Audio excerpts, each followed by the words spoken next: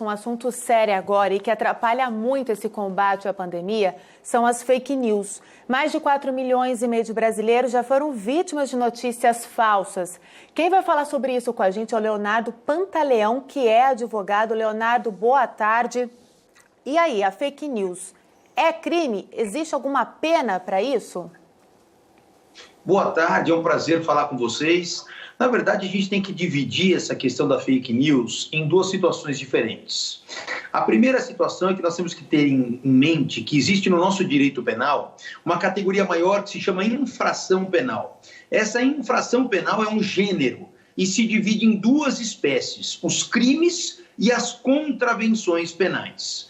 No que se refere a essas fake news, nós estamos diante de uma contravenção penal e não propriamente um crime, mas é uma contravenção penal que atenta contra a paz pública. Então você tem sim, toda vez que ocorre essas disseminações de notícias falsas, envolvendo temas que podem causar tumulto ou pânico, está caracterizada a infração na modalidade de contravenção penal, mais especificamente indicada no artigo 41 da Lei das Contravenções Penais.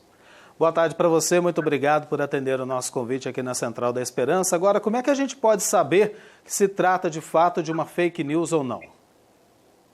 Essas questões precisam de investigação. A partir do momento em que se apura que a fonte de onde partiu aquela informação é uma fonte que não é oficial, é algo distorcido, porque muitas vezes a gente entende que fake news necessariamente são aquelas notícias totalmente mentirosas, mas às vezes não. Às vezes você tem uma parte dela que não corresponde exatamente à realidade. Aliás, o que acontece com essa questão do benefício governamental dos R$600. É fato, é verídico que isso vai acontecer, mas muitas vezes dentro daquela situação acaba se incutindo outras notícias que não são verdadeiras. Então precisa necessariamente de uma investigação para que se apure se de fato está havendo ali um distanciamento entre aquilo que está sendo noticiado oficialmente e aquilo que está sendo disseminado nas redes sociais, por exemplo.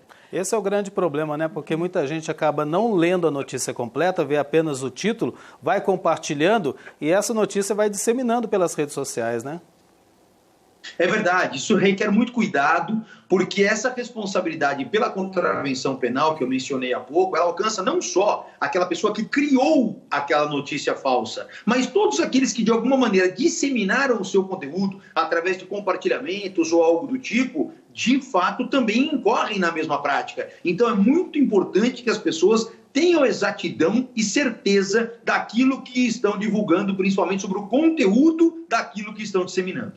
A gente falou, né, 4,5 milhões de brasileiros vítimas de uma fake news em relação ao Bolsa Auxílio de R$600, né? As pessoas brincam com a necessidade do outro. Agora, uma vez que eu caí num golpe, numa fake news, o que eu faço? Qual o amparo que eu tenho? Por se tratar de uma infração penal, existe a necessidade, e é relevante que isso fique muito destacado, que as autoridades públicas devem ser procuradas. Elas precisam conhecer esse mecanismo que está acontecendo para que eles possam tomar medidas de inibição. Hoje nós temos nos estados, na grande maioria deles, delegacias especializadas em investigação de crimes virtuais. Então, mesmo sendo pela internet, é perfeitamente possível estabelecer uma investigação para que se busque a fonte geradora e a cadeia toda de disseminação dessas notícias. Então, o importante é que leve isso ao conhecimento das autoridades públicas. E como é que deve ser o nosso procedimento? Por exemplo, se a gente percebe que existe uma notícia duvidosa circulando pelas redes sociais, para quem que a gente denuncia? Quais são os caminhos para a gente punir esses que são irresponsáveis e estão remando contra esse combate, esse enfrentamento à pandemia?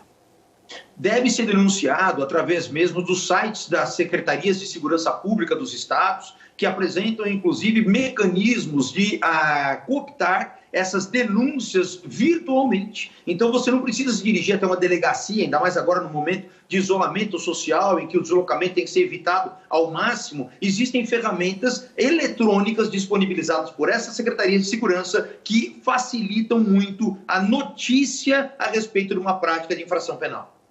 Agradecer, doutor Leonardo Pantaleão, advogado, falando sobre a fake news aqui. Muito obrigada, viu, por esclarecer as principais dúvidas desse assunto. Eu que agradeço e até uma próxima oportunidade.